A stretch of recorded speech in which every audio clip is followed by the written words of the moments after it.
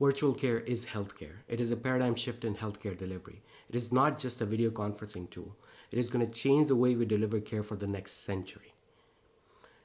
These articles like Teleneurology is neurology is needed because people need to understand that the care we provide through telemedicine is exactly the same care. It is just the medium of the care has changed. And that makes a huge impact for the future of healthcare, from digitization to exploring other opportunities in the healthcare ecosystem. This is part of a larger series that I'm doing, Digital Voice Assistant in Telehealth, and we're going to discuss 4 major topics. The true impact of telehealth, that's what we're going to discuss here.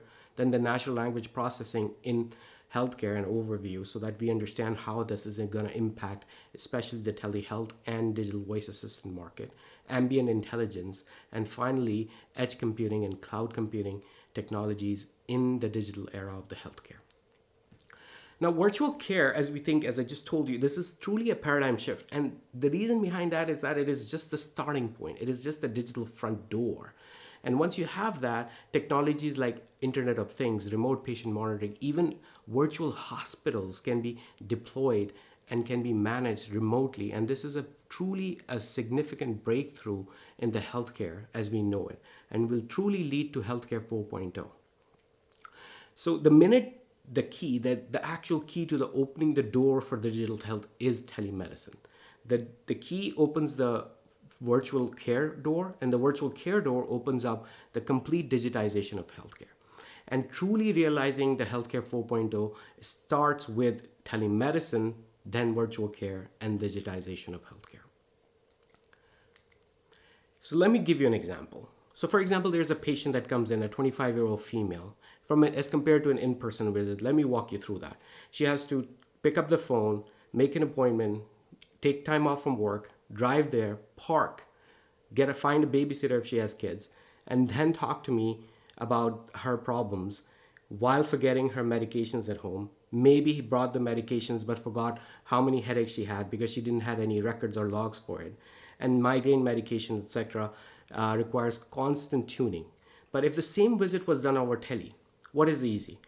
First of all, I'm doing it on a telehealth visit. I email her all the information that is needed, including a video education platform that she can send it to her sister. She has an app that I'm going to recommend that she's going to document all her headache symptoms, when that happened, why it happened, etc. And that data can be emailed back to me. And that way I can actually fine-tune her visits in terms of frequency, in terms of intensity, and also continue to gauge her via email, text messages, etc. So the minute you actually provide care digitally, it opens up such a beautiful possibilities that was never open before. Interestingly, one of my patients, when I sent that information, she sent it to her sister, and she identified, oh, by the way, you always get headaches after chocolate covered strawberries. I was able to identify from her family member what her triggers are. So these kind of things, when you are actually able to educate not just the patient, but the patient's family, because that is so reproducible. The information, the documentation, it is not lost. Patient actually can save it and review back as needed, send it to their family members, and can review back as well. This will totally change not just the patient relationship, physician relationship, but it's going to improve patient engagement. And that is the key to actually better health. So as I said, virtual care is not just changing the way we do work. And when people say it's just video conferencing, it just boils my blood, because truly virtual care is a paradigm shift in care delivery. As a matter of fact, when you have the first step is the telemedicine, which is truly the telemedicine we know of, and telepharmacists, don't forget about that, and we'll have a separate lecture about telepharmacy. That leads to telehealth, in which there is remote patient monitoring. We can have e-sitters, cognitive behavior therapy, all other therapies, including physical therapy, occupational therapy, etc.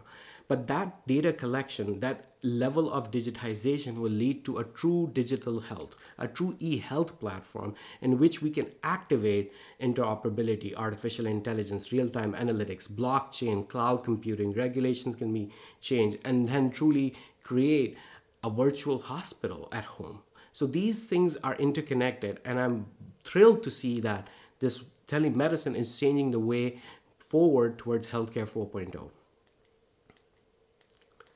And this is not just my opinion. As you can see, that what pandemic did was it created a contactless care environment. And this exponentially expanded telehealth to the furthest reaches. It is expected that it expanded around 50 to 175 times the normal value. So telehealth is by definition a $250,000 industry. Because of the pandemic, which is the only silver lining, unfortunately, for the whole situation, that the telehealth got the spotlight it needed, and the number of telehealth visits bloated to 50 to 175 times. Not only that, the key benefit of this was also the legislative expansion. There were a multitude of different bills that were introduced at federal level and also at state level that actually expanded the role of telemedicine for everyone. And not only that, again, there is clearly national societies, which I'm also part of, American Academy of Neurology. The Neurology on Hill 2021 has one of the things important is expand telehealth access permanently, and they're fighting for it. And there are two bills that they are actually supporting this year to expand telehealth forever, and also not only just expand telehealth, also expand the number of services within the telehealth that should be reimbursed.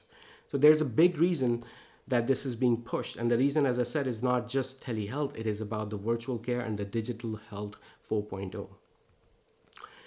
This will directly lead to virtual hospitals. Let me give you a brief overview.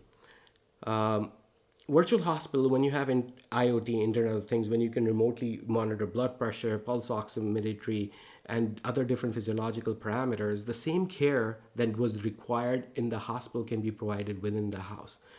I'm going to have a complete full series about virtual hospital at home. We're going to discuss the evidence behind it, and we're going to discuss what are the litigations, what are the benefits, and what are the limitations of it.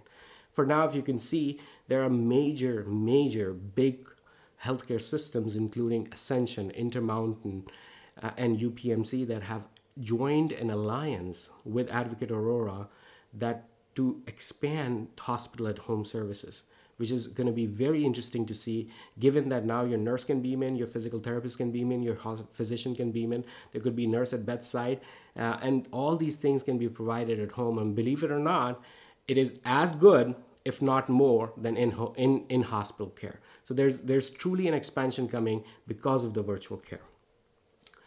And these models are not just in US, these are expanding internationally as well. And this is where the level of maturity of the comes in. And this is why big tech is following into the footsteps of virtual care. And you can see Amazon getting into it, and now Walmart is getting into it. There's truly a cultural shift, right? I mean, this was not just the pandemic. Even before the pandemic, the rate of exponential change was increasing significantly. The way we work, the way we learn, and now the way we do healthcare is getting different because of the remote culture. And this is not going to be true for today just because it's a temporary post-pandemic. It is truly a generational shift. If you look at it, this is not just how we consume media, because baby boomers were locked to TVs, then Gen X, and now millennials. And you can see classically that at this point in time, the future of healthcare will be digital and will be virtual, no matter what it thinks. If people say that it's post-pandemic temporary, I don't believe so. It's just the patient preference. It's the changing demographics of the population itself. So one of the questions that my students ask me is that, is virtual care, what specialties are going to be affected with virtual care? And the simplest answer is all of them. And if you think you can't do some things from virtually, look at this. An ophthalmoscopy can be done virtually as well. So there are ways that you can go around it to improve patients' outcomes virtually. And there are innovators who are working hard to make sure that we get all the data we need virtually. Clearly, there are places where you're going to need in-person care. I'm not saying that. What I'm saying is that the tools are improving significantly and exponentially. So always remember, telehealth is basically the gateway drug to digital health. If you save a life, it is as if you saved the life of all mankind.